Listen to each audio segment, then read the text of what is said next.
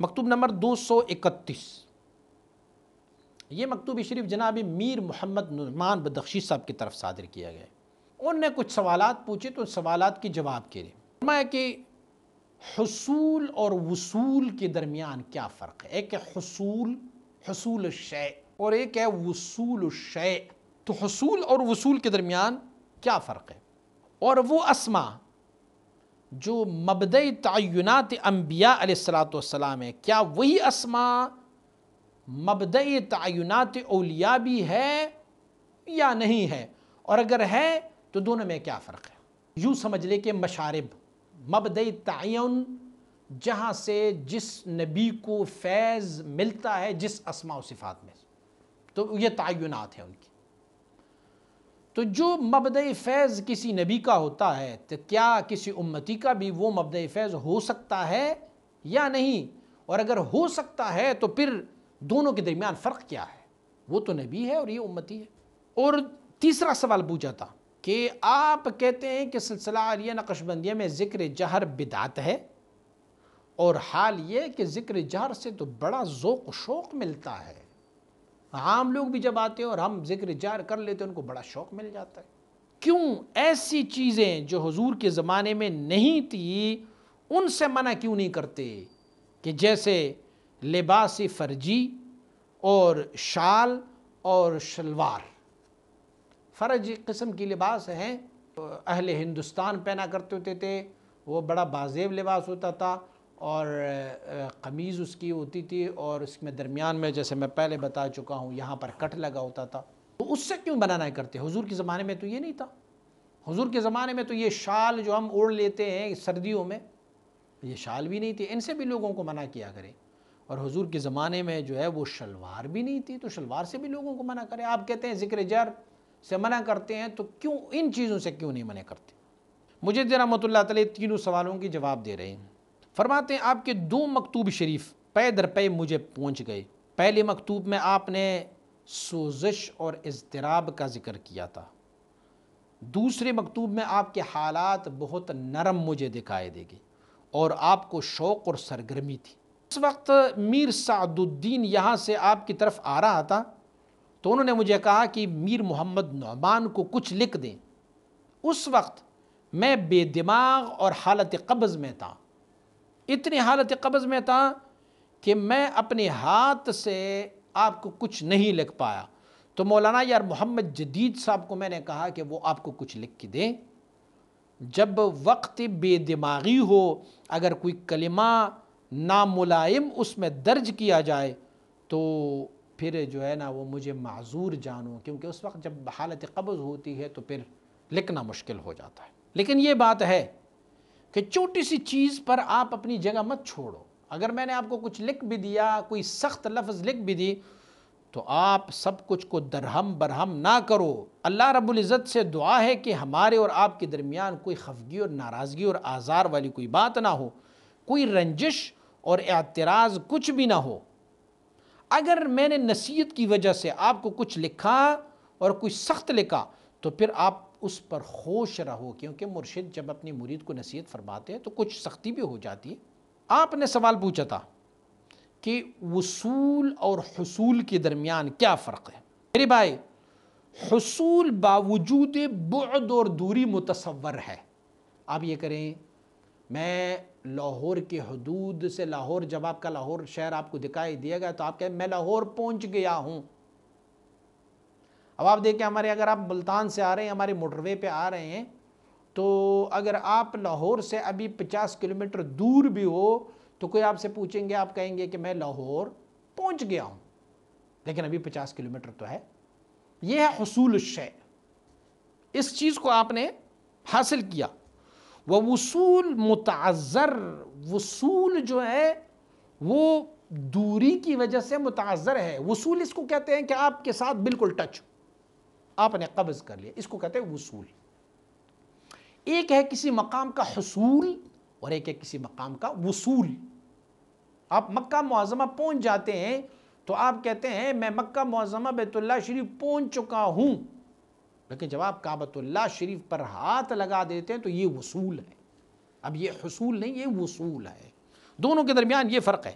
مثلا عنقا ایک پرندہ ہے کہ ان کا صورت مخصوصہ، ان کا شکل اور صورت جو ہے نا، وہ ہماری ذہن میں جب ہم ان کو تصور کرتے ہیں تو ہم کہتے ہیں کہ عنقا ہماری ذہنوں میں حاصل ہو گیا، ہمارے ذہنوں میں اس کی ایک تصویر جو ہے ہم نے ذہن میں پا لیا ہے، لیکن اما وصول بعنقا متحقق نیس، لیکن آپ نے عنقا کو ابھی وصول عنقا تک نہیں ہوا، اب صرف حصول ہو گیا ہے۔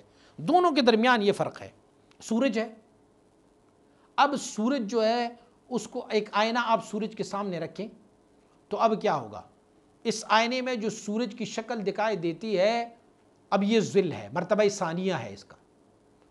تو آپ اگر اس سورج کے پاس جاتے ہیں تو آپ کہتے ہیں کہ مجھے سورج کی شعاعیں حاصل ہو گئی، حصول ہو گیا، یہ حصول ہے، وصول نہیں ہے۔ وصول وہ ہے کہ تب جب آپ اصل شے تک پہنچ جائیں۔ مثلا ایک بندہ اللہ رب العزت کے وصل و قرب میں جانا چاہتے ہیں تو اسماء و صفات کے ظلال تک جو وہ پہنچے، تو یہ ظل جو اسماء و صفات کے ہیں نا، ظل تو اسماء و صفات کے ہیں، لیکن جب ایک بندہ یہ ظل تک پہنچ جاتا ہے تو یہ حصول کا مرتبہ ہے، لیکن جب اصل اسماء و صفات تک پہنچ جاتا ہے تو پھر یہ وصول ہو گیا۔ دونوں کے درمیان بہت زیادہ فرق ہے۔ دوسرا سوال آپ نے پوچھا تھا کہ وہ اسماء جو مبادی تعینات انبیاء علیہ السلام ہے، کیا وہی اسماء مبادی تعینات اولیاء بھی ہو سکتے ہیں یا نہیں، اور اگر ہو سکتے ہیں تو دونوں کے درمیان فرق کیا ہے؟ جو مبدأ فیض، جو مبدأ تعینات انبیاء علیہ السلام کی ہے، وہی مبدأ تعینات اولیاء اللہ کا بھی ہو سکتے ہیں، لیکن اس میں فرق کیا ہے؟ اولیاء اللہ جو ہے ان کی اجزاء مبادی تعینات انبیاء کی اجزاء سے حصہ لیتے ہیں، اور انبیاء علیہ السلام ان کی اصل سے لیتے ہیں۔ مثلا کسی نہر سے کوئی ندی بہہ رہی ہو، مثال عین ممثل نہیں ہے، کسی نہر سے ایک ندی بہہ رہی ہو، ایک بندہ اس ندی سے پانی پی رہا ہو تو یہ پانی بھی نہر ہی کی ہے، لیکن ایک بندہ ہے کہ جس کے دسترس میں پوری کا پورا نہر ہے، تو وہ اصل ہے، یہ ان کا جز ہے۔ تو انبیاء علیہ السلام کے جو مبادی تعینات ہے، مبدأ فیض ہے، ان کے مبادی تعینات ہے، وہ اصل ہوتے ہیں، اور جو اولیاء اللہ کے مبادی تعینات ہوتے ہیں، جیسے حضور نبی اکرم صلی اللہ علیہ وسلم کا مبدأ فیض جو ہے وہ صفت العلم ہے، تو کسی ایک اور بندے کا بھی مبدأ فیض جو ہے نا وہ صفت العلم ہو سکتا ہے، لیکن جو مرتبہ حضور کے مبادی تعینات کا ہے وہ اصل ہے، اور جو اس ولی کا ہوگا یہ ان کی جزیات میں سے، اجزاء میں سے ایک جز ہوگا بس۔ اور آسان فرما دیتے ہیں، اب دیکھیں فرماتے ہیں ایک ہوتا ہے ارادہ مطلقہ، ایک بندہ کہے میں نے کل صبح ضرور بالضرور لاہور جانا ہے، یہ مطلق ارادہ ہوا۔ اور ایک بندہ یہ کہے کہ نہیں، اگر مجھے کل کوئی سواری ملی تو میں لاہور جاؤں گا، دونوں ارادے ہیں، لیکن ایک ارادہ مقید ہے اور ایک ارادہ مطلقہ ہے۔ تو انبیاء علیہ السلام کی تعینات جو مبدأ تعینات ہے وہ اصل ہے، اوریجنل ہے، اور جو اولیاء اللہ کی ہے وہ پھر ان کی اجزاء میں سے ہے۔ کچھ اولیاء اللہ کو اللہ رب العزت پھر اس نبی کے مطابعت پر رفع درجات دے دیتے ہیں، اور آہستہ آہستہ آہستہ وہ بھی اس مطلق تک ملحق ہو جاتے ہیں۔ مثلا جو ندی سے پینے والا ہے وہ آہستہ آہستہ ندی کنارے جاتا جاتا جاتا وہ بھی اس نہر تک ملحق ہو جاتا ہے۔ اس فرق کو میں نے بعض اپنی مکاتیب میں تفصیل کے ساتھ لکھا ہوا ہے، وہاں پر ملاحظہ فرمائیں۔ آپ نے یہ بھی پوچھا ہے کہ آپ ذکر جہر سے منع کرتے ہیں کہ بدعت ہے، اور یہ حال یہ ہے کہ اس ذکر جہر سے تو ذوق و شوق مل جاتا ہے، آپ کیوں ان چیزوں سے منع نہیں کرتے کہ جو حضور نبی اکرم صلی اللہ علیہ وسلم کے زمانے میں نہیں تھا، مثلا فرجی لباس یا شال یا شلوار، ان سے کیوں منع نہیں کرتے؟ ان سے بھی منع کرو۔ مخدومہ، حضور نبی اکرم صلی اللہ علیہ وسلم بارک کی عمل مبارک جو ہے وہ دو قسم کے ہیں، ایک وہ عمل ہے کہ جو برسبیل عبادت فرمایا کرتے ہوتے تھے، اور ایک وہ ہے جو بطریق عرف و عادت آپ استعمال کرتے ہوتے تھے۔ وہ عمل جو عبادت کی طور پر آپ کرتے ہوتے تھے اس کے خلاف کو میں بدعت سمجھتا ہوں اور ان کو بدعت سیئہ کہتا ہوں، منکر کہتا ہوں ان کو، اور ان کی منع کرنے میں بہت مبالغہ کر لیتا ہوں۔ کیوں کہ یہ دین میں نئی پیداوار اور نئی چیزیں شامل ہونے کے مترادف ہیں، اور وہ جو دین میں نئی چیز پیدا ہو جائے تو وہ مردود ہے، وہ پھر ختم ہو جاتا ہے، دین کو ختم کیا۔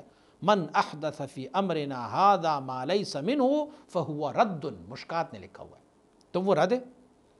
تو وہ عمل جو عبادت کی طور پر کریم آقا صلی اللہ علیہ وسلم کرتے ہوتے تھے ان کے خلاف کو میں بدعت سمجھتا ہوں، بدعت سیئات سمجھتا ہوں، اور اسے دین میں نو پیدا چیز اور حدث سمجھتا ہوں، بدعت سمجھتا ہوں۔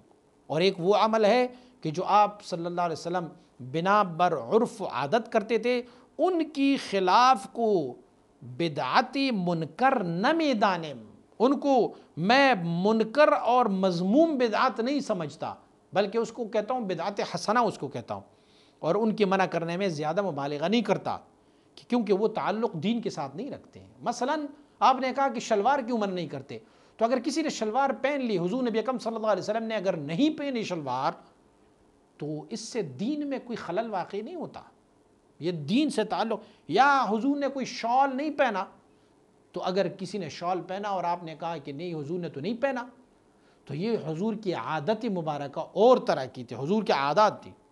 اور یہ بھی ہو سکتا ہے کہ بعضی شہروں کی عادتیں دوسرے شہروں کی عادتوں سے الگ ہو جاتے ہیں۔ عرب کی عادتیں اور ہیں، آج کل عرب جو ہے وہ توپ پہنتے ہیں بڑی بڑے، لیکن ہمارے بری صغیر پاک و ہند میں لباس اور ہے۔ آپ افغانستان چلے جائیں وہاں لباس کچھ اور ہے، آپ چلے جائیں ایران میں تو وہاں پر لباس کچھ اور ہے، ترکی میں کچھ اور ہے۔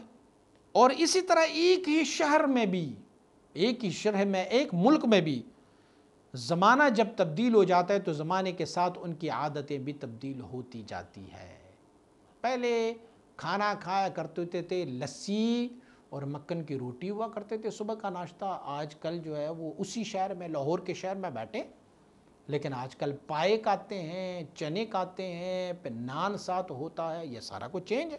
لیکن اس کے باوجود بھی جو سنت عادی ہے حضور نبی اکرم صلی اللہ علیہ وسلم کی، ان کو بھی اسی سنت کو، عادتاً سنت کو بھی اگر آپ اپناتے ہیں تو اس کے بہت بڑے نتائج اور بہت اجر اور ثواب آپ کو ملتا رہے گا، اور وہ سعاداتی دنیا اور آخرت دونوں ہوں گے۔